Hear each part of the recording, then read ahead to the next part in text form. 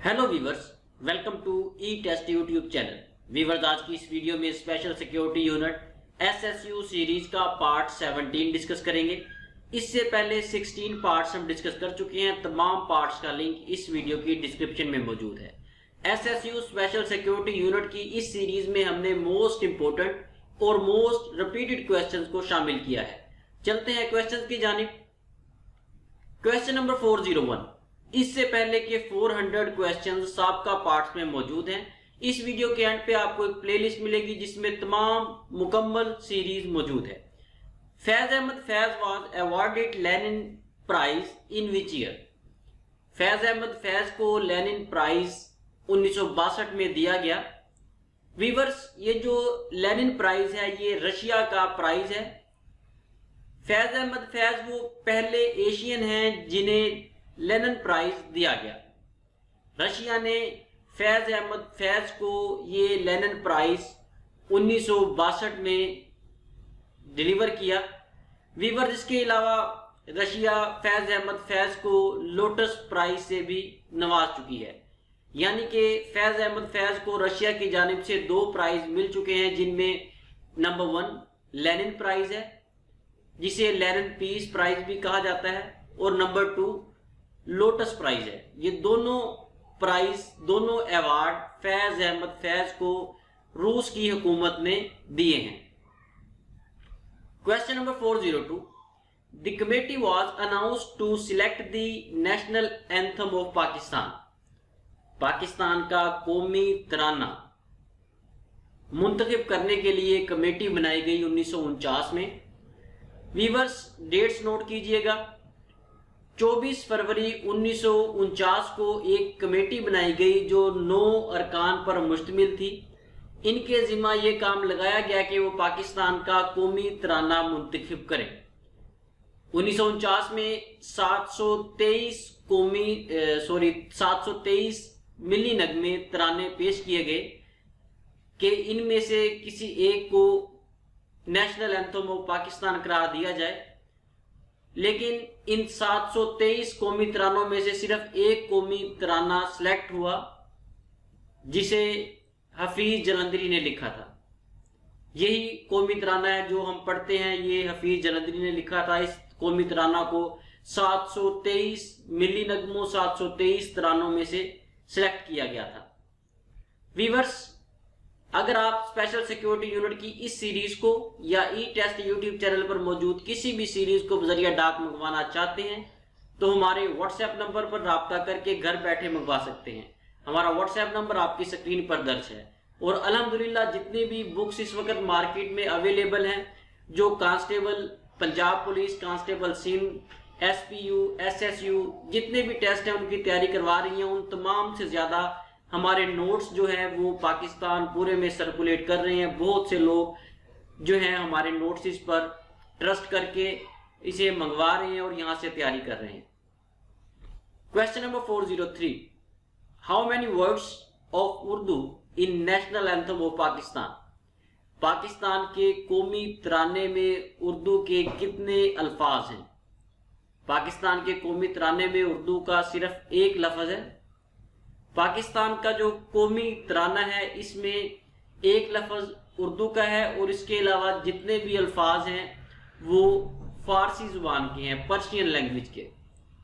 पाकिस्तान के कौमी तराने में कुल अल्फाज की तादाद 50 है, जिनमें से एक उर्दू का है और 49 पर्शियन लैंग्वेज के हैं। इसके अलावा जो पाकिस्तान का कौमी तराना है उसका tenure, singing tenure 1 minute 20 second है। जब पाकिस्तान का कौमी तराना पढ़ा जाता है तो ये 1 मिनट और 20 सेकंड में कंप्लीट होता है। Question number 404। Dash is the national animal of Turkey? तुर्की का जो कौमी जानवर है वो वुल्फ है, भेड़िया है। इसके अलावा कुछ इंफॉर्मेशन है जनरल नॉलेज की, नोट कीजिएगा। कैंगल शेफर्ड डॉग ये टर्की का नेशनल कुत्ता है, डॉग है। इसके अलावा तुर्की की जो नेशनल कैट है उसका नाम टर्किश एंगोरा है। Question number 405। Most repeated question. East India company was established in which year?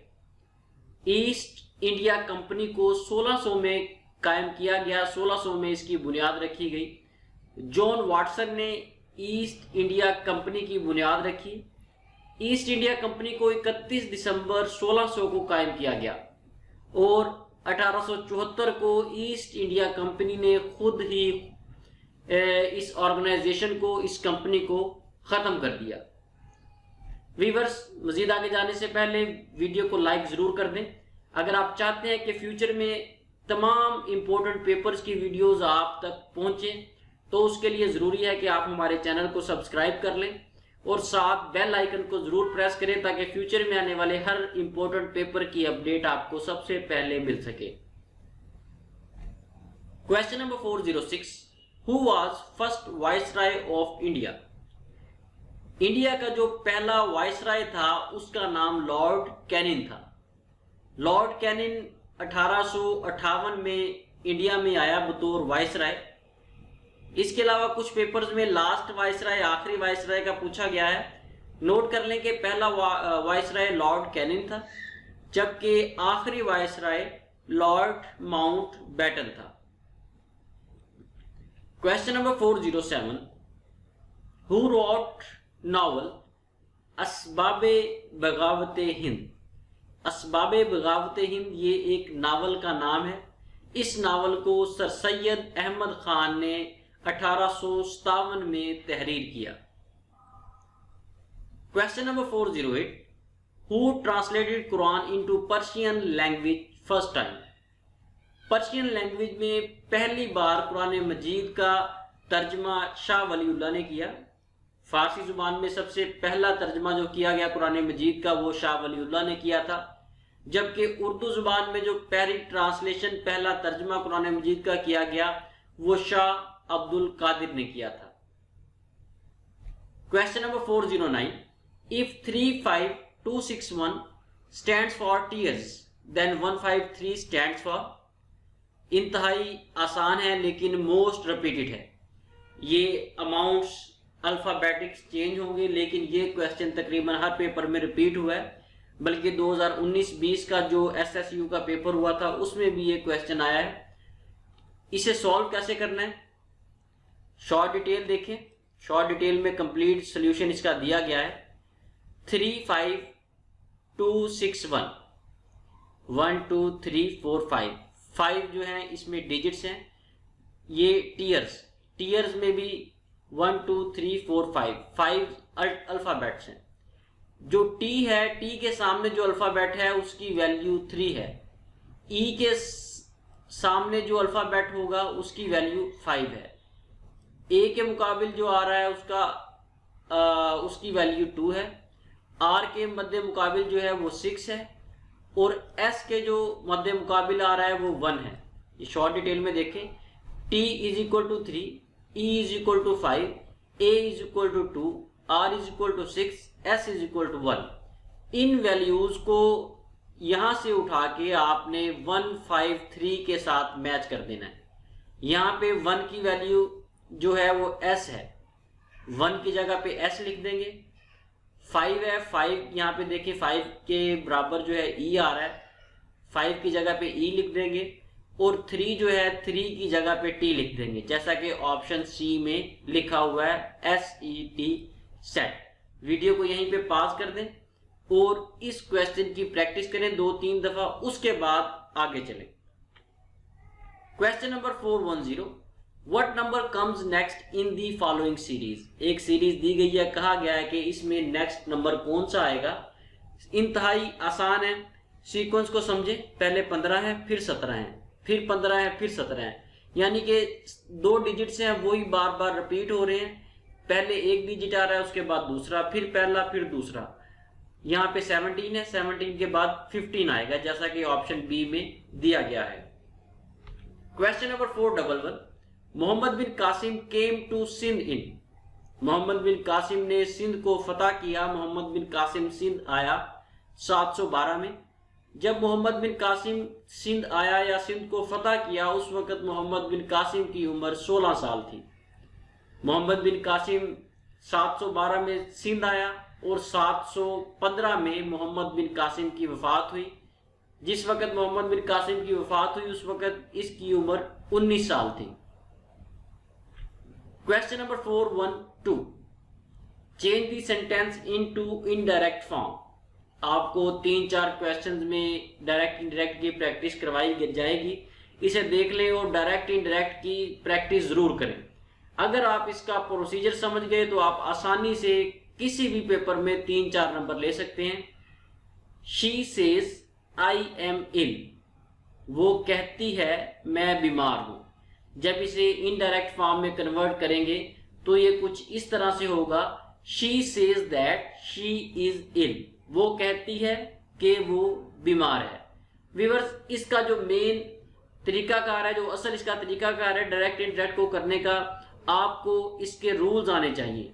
आपको पता होना चाहिए कि किस तरीके से हम इसे सिंपल सेंटेंस को इनडायरेक्ट फॉर्म में कन्वर्ट करेंगे। आपकी स्क्रीन पर आई बटन शो हो रहा है। इस आई बटन को जब आप प्रेस करेंगे तो यहाँ पे आपको एक वीडियो मिलेगी जिसमें इंतहाई आसान तरीके से डायरेक्ट इनडायरेक्ट की प्रैक्टिस करवाई गई है। अगर आप इसका तरीकाकार समझ गए तो आप आसानी से 4-5 नंबर किसी भी पेपर में ले सकते हैं। Question number 413, change the sentence into indirect form. एक सेंटेंस है, इसे इनडायरेक्ट फॉर्म में लिखना है। Aslam said I have been writing this essay. Aslam ने कहा मैं ये मजमून लिख रहा हूँगा। इसे जब हम इनडायरेक्ट फॉर्म में कन्वर्ट करेंगे तो कुछ इस तरह से होगा, Aslam said that he had been writing that essay.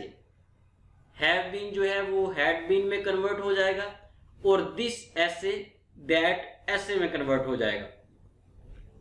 Question number 414, change the sentence into indirect form. एक सेंटेंस है, he said I can cook food. उसने कहा मैं खाना बना सकता हूं। इसे जब इनडायरेक्ट फॉर्म में कन्वर्ट करेंगे तो ये कुछ इस तरह से बनेगा, he said that he could cook food. उसने कहा कि वो खाना बना सकता है। ये प्रेजेंट इंडेफिनिट को जब पहली फॉर्म को फर्स्ट फॉर्म को सेकंड फॉर्म में कन्वर्ट करेंगे तो ये ऑप्शन सी इसका करेक्ट आंसर आएगा।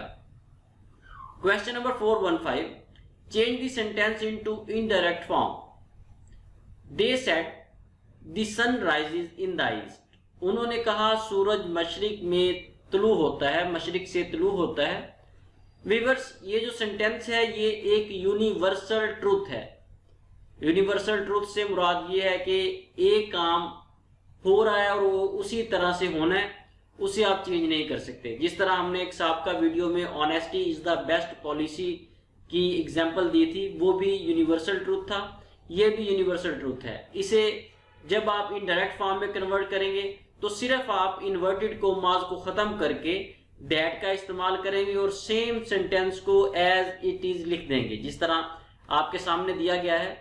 दे said the sun rises in the east. इसे जब आप इनडायरेक्ट में कन्वर्ट करेंगे तो कुछ इस तरह से होगा, they said that the sun rises in the east. Same वही सेंटेंस हमने ऊपर से कॉपी करके नीचे लिख दिया है, सिर्फ यहाँ पे हमने दैट का इजाफा किया है क्योंकि इन्वर्टेड कोमास को जब भी खत्म किया जाएगा तो दैट का इस्तेमाल होगा। तकरीबन 70% पेपर्स में यूनिवर्सल ट्रूथ से रिलेटेड 1-2 क्वेश्चन जरूर आते हैं, इसलिए इसे लाजमी तैयार करें। जहन में सिर्फ आपने चंद पॉइंट्स रखने हैं ताकि पेपर में अगर ये आ जाए तो आप इसे आसानी से सॉल्व कर सकें। Question number 416, change the sentence into indirect form. एक सेंटेंस है, I can speak perfect English. मैं अच्छे तरीके से इंग्लिश बोल सकता हूं। इसे जब इनडायरेक्ट फॉर्म में कन्वर्ट करेंगे तो ये कुछ इस तरह से होगा, he said he could speak perfect English. उन्होंने कहा कि वो परफेक्ट अंग्रेजी या इंग्लिश बोल सकते हैं। सवाल नंबर 417 मोस्ट रिपीटेड है, सानिया करबला किस हिजरी में पेश आया। वीवर्स, कई पेपर्स में सानिया करबला की इस्लामिक कैलेंडर के मुताबिक साल पूछा गया है और कई जगह पे ईसवी साल पूछा गया है। नोट कर लें कि सानिया करबला 61 हिजरी को पेश आया। अगर आप इसे ईसवी कैलेंडर के मुताबिक देखेंगे तो ये 680 बनेगा। मजीद डिटेल में इसे डिस्कस करते हैं। सानिया करबला जो है ये 10 मुहर्रम 61 हिजरी को पेश आया। ये इस्लामिक कैलेंडर हिजरी कैलेंडर के मुताबिक डेट है। जब आप इसे ईसवी कैलेंडर इंग्लिश कैलेंडर में टैली करेंगे तो ये 10 अक्टूबर 680 ईसवी बनेगा। सवाल नंबर 418, कुल गज़वात की तादाद कितनी है? कुल गज़वात की तादाद 27 है। कुरान मजीद में कुल 12 गज़वात का जिक्र आया है। ऐसी जंग जिसमें नबी सल्लल्लाहु अलैहि वसल्लम ने खुद शिरकत फरमाई उसे गज़वा कहा जाता है। यहाँ पे मैं आप लोगों के लिए एक असाइनमेंट दे रहा हूँ। ऐसी जंग जिसमें नबी सल्लल्लाहु अलैहि वसल्लम ने शिरकत फरमाई उसे गज़वा कहा जाता है। अब आप लोगों ने कमेंट सेक्शन में बताना है कि वो जंग जिसमें नबी सल्लल्लाहु अलैहि वसल्लम ने शिरकत नहीं फरमाई उसे क्या कहा जाता है। ये असाइनमेंट आपके लिए है। जिन कैंडिडेट्स को पता हो वो कमेंट सेक्शन में ज़रूर बताएं और जिन्हें नहीं पता वो कमेंट सेक्शन में कमेंट करके पूछ सकते हैं।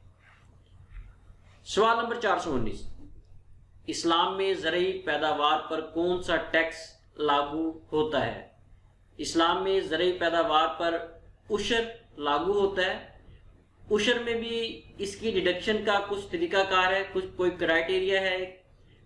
उसमें यह है कि जो ज़मीन बारिश के पानी से सैराब होती है उसमें जो फसल पैदा होगी उस पर 10% उशर दिया जाएगा। अगर ज़मीन नहर या कुएं से सैराब होती है तो इस सूरत में फसल पर 5% उशर लागू होगा। सवाल नंबर 420, किस मुल्क ने सबसे पहले पाकिस्तान को तस्लीम किया? ईरान ने सबसे पहले पाकिस्तान को तस्लीम किया और पाकिस्तान ने अपनी पहली एम्बेसी भी ईरान में खोली, जबकि पाकिस्तान में सबसे पहली एम्बेसी मिस्र इजिप्ट ने ओपन की। सवाल नंबर 421, तुम में से बेहतर वो है जिसने कुरान डैश और डैश। इंतहाई अहम और मशहूर हदीस है। तुम में से बेहतर वो है जिसने कुरान सीखा और सिखाया। अक्सर आपने अरबी में ये हदीस देखी होगी, सही अल बुखारी की हदीस है, खैरुकुम मन तअल्लमल कुरान व अल्लमा। वीवर्स, ये जो 4-5 मजीद क्वेश्चन हम डिस्कस करेंगे ये 2019-20 के SSU के पेपर्स में पूछे गए हैं। सवाल नंबर 422, अल्लाह ताला से मोहब्बत का तकाजा क्या है? अल्लाह ताला से मोहब्बत का तकाजा है कि अल्लाह के अहकाम को दिल से तस्लीम किया जाए और अमल किया जाए। सवाल नंबर 423 है, ज़कात डैश इबादत है। ज़कात एक माली इबादत है और कुछ पेपर्स में रोज़े के बारे में पूछा गया है। रोज़ा एक जिस्मानी इबादत है। सवाल नंबर 424, तहारत के लफ्जी मायनी डैश है। तहारत के लफ्जी मायनी पाक होना है। तहारत का अगर आप लिटरल मीनिंग देखेंगे तो वो पाकीज़गी भी बनता है। सवाल नंबर 425, एथिक्स के लिहाज से एक अमल डैश है अगर इसके नताइज बुरे होने से ज्यादा अच्छे हो। एथिक्स के मुताबिक एक अमल ऐसा अमल गलत है जिसके नताइज बुरे होने से ज्यादा अच्छे हों, लेकिन क्योंकि उसके बुरे एस्पेक्ट्स भी हैं इसलिए उसे गलत ही कंसीडर किया जाएगा। वीवर, जिसके साथ ही हम इजाजत दें। SSU special security unit series के पार्ट 18 के साथ दोबारा हाजिर होंगे। अगर आपको हमारी टीम की स्ट्रगल कोशिश पसंद आए तो कमेंट सेक्शन में कमेंट करके हौसला अफजाई जरूर कीजिएगा। नेक्स्ट वीडियो में पार्ट 18 के साथ हाजिर होंगे। अल्लाह हाफिज।